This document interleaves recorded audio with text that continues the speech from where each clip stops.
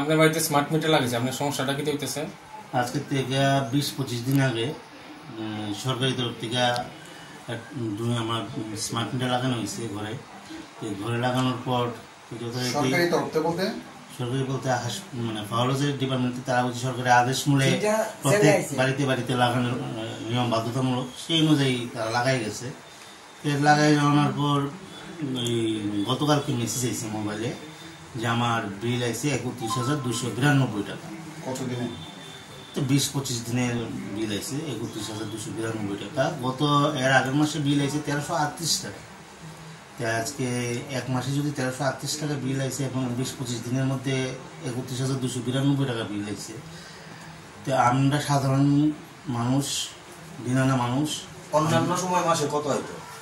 এর আগে 1,200 এমনি 800-900 এইরকমও বিল হইতো, এর বেশি হইতো না বিল। তা আমি মাননীয় মুখ্যমন্ত্রী এবং মাননীয় বিদ্যুৎ মন্ত্রীর নিকট আবেদন রাখতেছি যে আমরা সাধারণ ঘরের মানুষ, নিম্নবিত্ত ঘরে আয়ের মানুষ, তারা যেন এই বিষয়টি দেখে এবং আমাদের যাতে রক্ষা করেন। আমরা বিদ্যুৎ কারেন্ট জ্বালাতে পারবো না এবং খাওয়া তো দূরের কথা। এই বিষয়টা, গোটা বিষয়টা নিয়ে আপনি কি বিদ্যুৎ দপ্তরের যিনি আধিকারিক আছেন ওনার সঙ্গে আলোচনা করেছেন?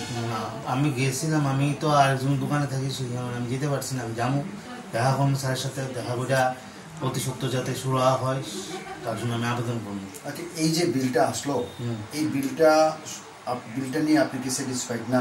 না না, আমি কেন স্যাটিসফাইড থাকবো? এর আগের মাসে বিল এসে 1338 টাকা। এক মাসে কি আমার 31,292 টাকা আমার ঘরে কি আছে যে 31,292 টাকা বিল আইব? আপনার নাম? আমার নাম বুদ্ধ ভট্টাচার্য। বাড়ি কোন জায়গাতে? ভাই বন্ধু।